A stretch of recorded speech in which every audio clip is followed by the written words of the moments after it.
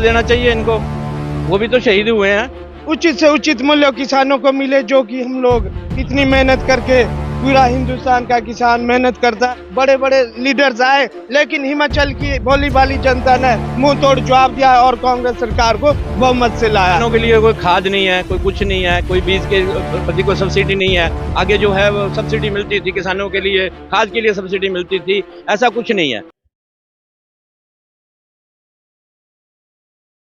कि हिमाचल और गुजरात चुनाव के बाद दरअसल कांग्रेस आला कमान के निर्देश पे हालांकि 6 तारीख को प्रेस कॉन्फ्रेंस की गई थी सुखपाल सिंह खेरा के द्वारा। तो अब यह अनुमान लगाया जा रहा है कि पूरा किसान समुदाय, जो कांग्रेस पार्टी के किसान समुदाय, उन्होंने कमर कस ली, जिसके बाद जंतर मंतर पर एक बड़ा प्रोटेस्ट होने जा रहा है।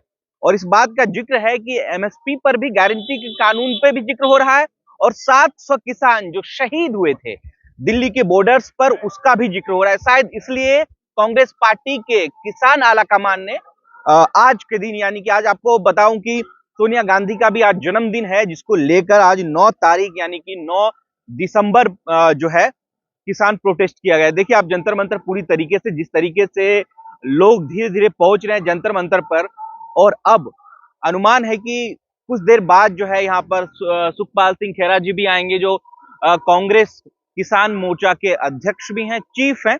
तो बात करते हैं, क्या नाम हुआ आपका, कहाँ से आए आप लोग? हिमाचल प्रदेश सरकार तो बना लिया है कांग्रेस पार्टी की, बिल्कुल बिल्कुल बड़ी जोर से बनाया।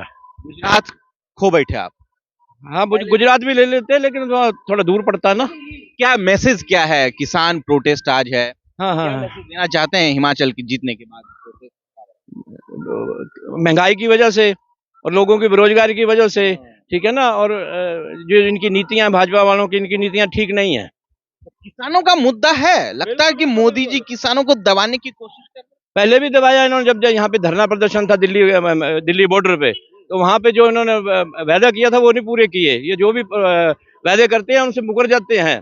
इससे लोग जो हैं वो ज्यादा त्रस्त हैं, इनसे लोग दुखी हैं। फिर वोट भी इन्हीं को देते हैं। वोट नहीं देते इनको, पता नहीं कहाँ से वोट पड़ती है इनको, वोट कोई नहीं देता। सस्पिशन में लोगों को बताइए, चुनाव आयोग पे सवाल उठाना ऐसा लग रहा है। नहीं, ऐसा कोई नहीं है, चुनाव आयोग पर कोई नहीं उठा रहा। जी देखिए, जो ये सरकार है, मैं हिमाचल प्रदेश से हूँ, हमारा बागवानी क्षेत्र उठा के सेब पे है, सेब पे है, हम डिपेंड सेब पे रहते हैं। जो भी सब्सिडी वगैरह पहले मिलती थी, अब इन्होंने बिल्कुल बंद कर दी हुई है। किसानों के बारे में बिल्कुल कोई भी सोचा नहीं जा रहा, कुछ भी सोचा नहीं जा रहा।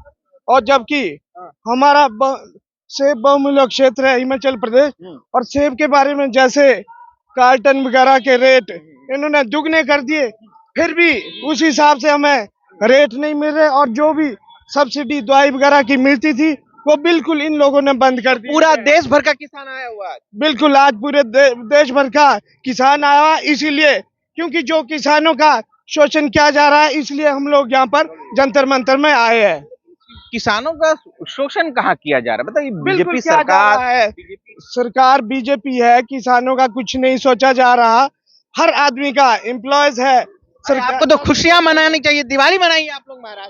प्रोटेस्ट कर रहे हैं आज आप लोग, किस लिए दिवाली मनाए? सरकार बनाया आपने। बिल्कुल, सरकार साल बनाया हिमाचल में, हमने कांग्रेस सरकार बनाया है।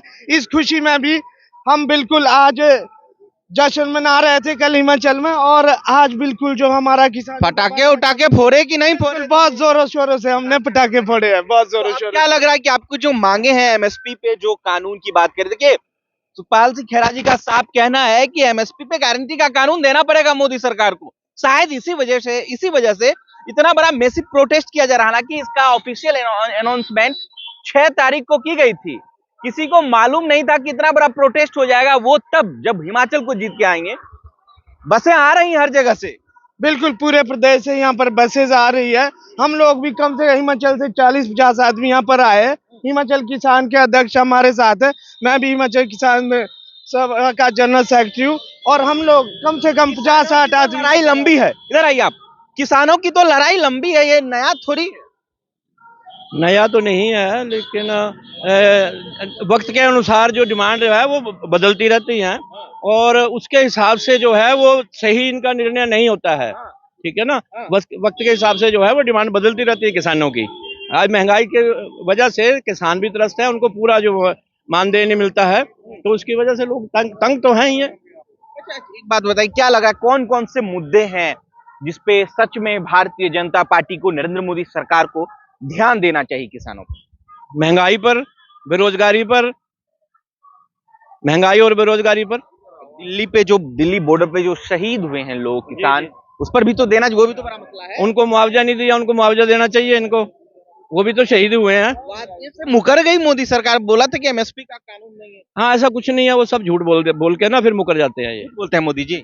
जी बिल्कुल बिल्कुल, किसानों के बारे में, किसानों को लेकर बिल्कुल झूठ बोल रहे हैं।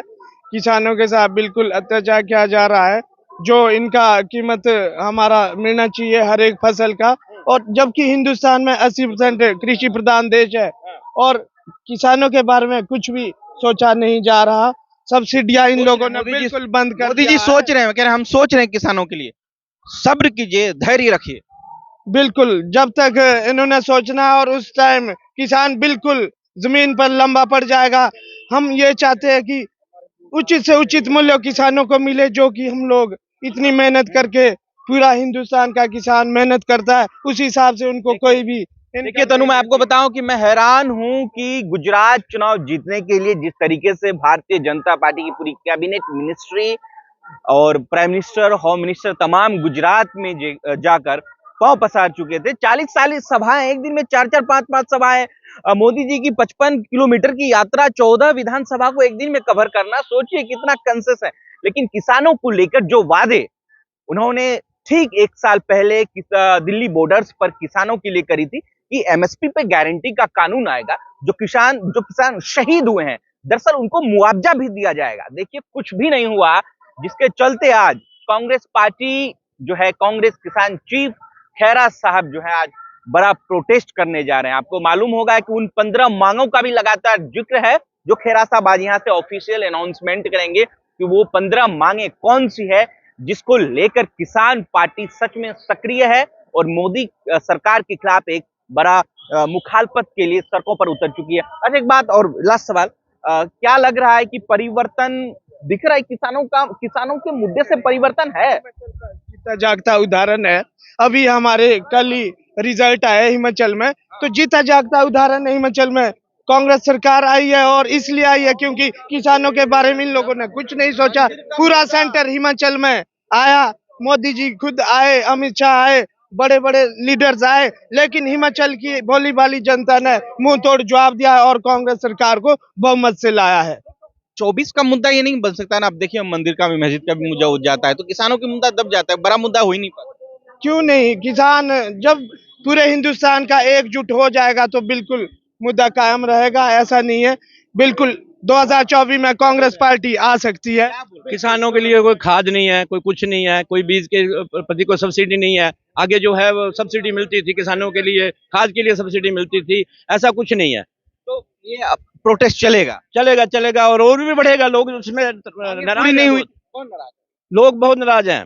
नाराजगी में सरकार बन रही है प्रदेशों में, आप कह रहे हैं। बिल्कुल लोग ही तो बनाते हैं सरकार। नाराज है तभी तो बनाते हैं, अदला बदली करते हैं तभी। और भी कुछ लोग हैं। क्या नाम हुआ सर आपका? आपका क्या नाम हुआ? सुरेंद्र सिंह राणा। क्या लग रहा है किसानों का मुद्दा बड़ा मुद्दा है या? बहुत बड़ा मुद्दा है किसानों का। कहाँ से आप आए? मैं हरियाणा से आया हूँ, कुरुक्षेत्र से। राष्ट्रीय कोऑर्डिनेटर किसान कांग्रेस था मैं पहले। अब हम इसलिए आए हैं, 1971 में सोने का रेट 191 रुपए था और गेहूं का रेट 76 रुपए था। जो 3 क्विंटल की बिक्री के बाद 1 तोड़े सोना आ जाता था। एक तोड़े सोना आ जाता था 3 क्विंटल गेहूं बेचने के बाद। अब आप 2 एकड़ जमीन की गेहूं बेचने के बाद 1 तोड़े सोना आता है। चलिए मैं शॉर्ट में, कितनी मांगे हैं खेरा साहब की? कह रहे हैं कि 15 मांगे हैं। कौन कौन सी मांगे हैं? मांगे है जी, जो किसान है ना, किसान आज सबसे घाटे का सौदा है। मजदूर में जो है ना, बड़ा बेरोजगारी का सिस्टम बड़ा है और फसल की जो है ना उत्पादक कीमत ज्यादा हो गई है।